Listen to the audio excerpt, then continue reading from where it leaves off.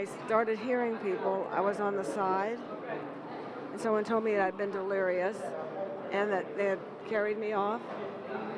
The shoes, my shoes, are not my shoes. Somewhere I lost my shoes, and a lady gave me her shoes. Well, folks, that was an eyewitness account of one of the people that was on board the Amtrak train that crashed earlier this week.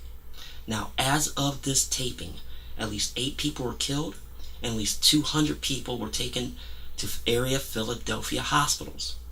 Now, it's also important to note that as I look at my notes, back in 1943, at least 79 people were also killed in this same stretch of track. Now, also earlier this week, Robert, and I hope to pronounce his name right, Robert Sunwalt, member of the National Traffic and Safety Board, had a press conference, and here's what he said. Mayor Nutter said we've brought a multidisciplinary team in here that will be covering a number of issues. We're looking at the track, the train signals, the operation of the train, the mechanical condition of the train, human performance. We are setting up a multidisciplinary investigation to try and understand the factors that led to this accident. It's a devastating scene. There are many first responders out there that are working. They are carefully examining the equipment to see if there are is there anyone else in the rail cars. So the search and recovery effort will actually take precedence over our accident investigation, and we expect to be able to get in there very soon. But we have already started doing things like retrieving the recorders and getting training records for the crews and things like that. So just because we haven't gotten a real up close and personal view of the actual, we've gone out and examined. We've done a good look over of the scene, but we have not started to very carefully document the wreckage at this point, but we will. Well, folks, this will be an ongoing investigation. As news come about, you will be updated. Now, the reason why I talk about this today is not that the crash happened itself, and what happened around it. Now, according to all reports, the train was traveling at well over 100 miles an hour, which is, according to the reports, 50 miles over the recommended speed limit. Now, the engineer who has been questioned stated, and I'm paraphrasing, that he doesn't recollect what happened. Now, also in this, I look at my notes, this could have been avoided, hopefully, but we're going to talk about that. Now, House Speaker John Boehner was started to ask this question about the crash, and here's what he said.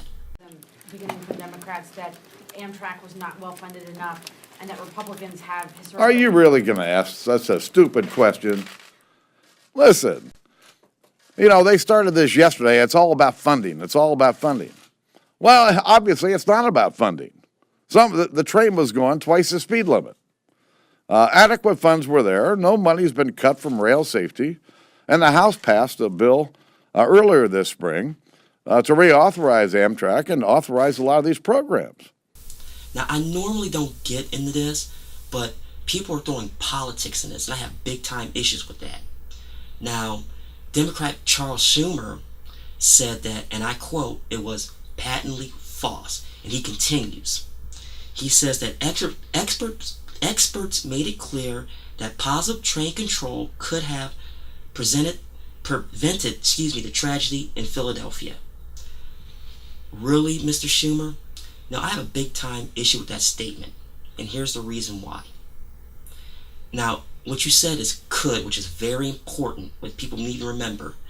This could or could not have prevented this crash, because he was going way over the speed limit. And I gotta agree with Boehner on this. How do we know? I mean, putting politics into this? Now, I know they had a vote on that the same day, but my understanding is the safety part was not touched in that. People are trying to make it mountain out of a molehill. This was a straight neglect and that caused the accident, plain and simple. And people need to understand that politics had absolutely nothing, and I mean nothing, to do with this. And like I said, as more information come out, we will find out exactly what happened, and people need to understand that. Well, folks, that is it for this commentary. I thank you, and stay tuned for the next edition of The Real Deal with Lance Bell.